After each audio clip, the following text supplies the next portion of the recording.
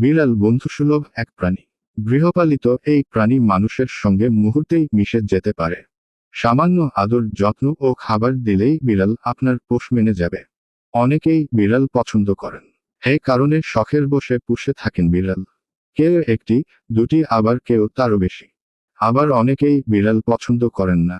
তবে জানেন কি, যারা বিড়াল পুষে থাকেন তারা শারীরিকভাবে অন্যদের তুলনায় বেশ সুস্থ থাকেন। বিভিন্ন রোগে আক্রান্ত হওয়ার ঝুঁকি কমে বিড়াল পুষলে। এমনকি শিশুর জন্য ভালো যদি ঘরে একটি পোষা বিড়াল থাকে।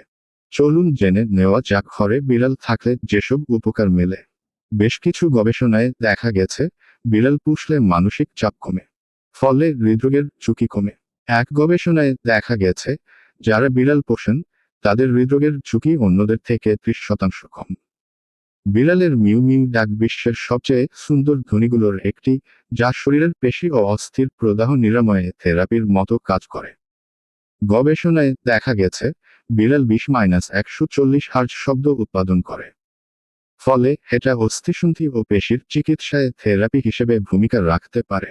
গবেষণা বলছে বিড়ালের উপস্থিতিতে ঘুম আরও ভালো হয়। Mayo Clinic centre for sleep মেডিসিনের পরামর্শ অনুযায়ী ঘুমের সঙ্গী হিসেবে বিড়ালকে রাখতে পারেন। বিড়াল গবেষক জুন ম্যাক নিকোলাসের গবেষণা অনুসারে যেসব পুরুষ বিড়াল পোষেন নারীরা তাদের প্রতি বেশি আকৃষ্ট হয়। যখন কেউ বিড়ালের সঙ্গে সময় কাটায় তখন তাদের দেহে প্রশান্তি ও আরামদায়ক রাসায়নিক পদার্থের নিঃসরণ বৃদ্ধি পায়। ফলে ব্যক্তির রাগ, উদ্বেগ ও মানসিক চাপ নিয়ন্ত্রণ করে থাকে, এমনটি দেখা গেছে গবেষণায়।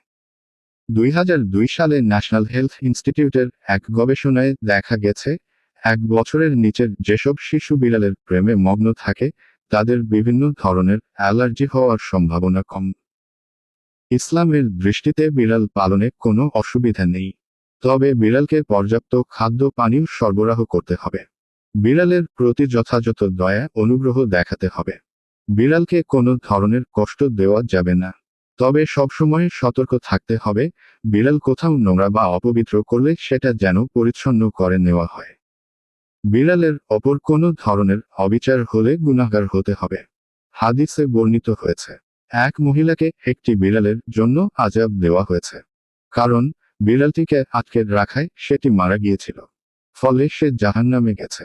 বিড়ালটিকে সে আটকে রেখে সে খাবার পানীয় দেয়নি, আবার ছেড়েও দেয়নি যাতে করে জমিনের পোকামাকড় খেয়ে বাঁচতে পারে। মুসলিম হাদিস 5745।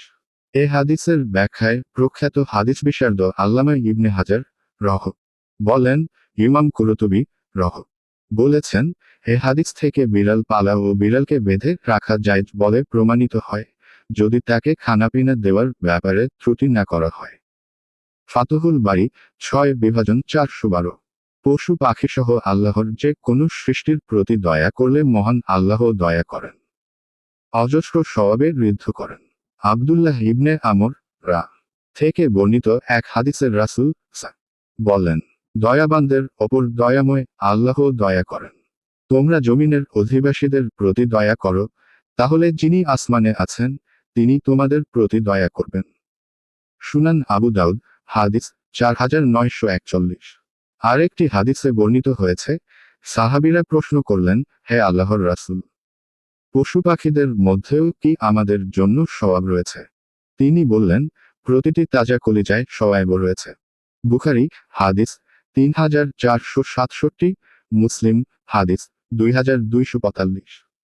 এছাড়াও রাসূল নিজের অজুর পাত্র থেকে বিড়ালকে পানি পান করানোর কথা হাদিসে উল্লেখ রয়েছে। প্রখ্যাত সাহাবী আবু হুরায়রা এর বিড়াল প্রীতির কথাও প্রসিদ্ধ। ভিডিওটি ভালো লাগলে লাইক, কমেন্ট এবং শেয়ার করবেন। ধন্যবাদ।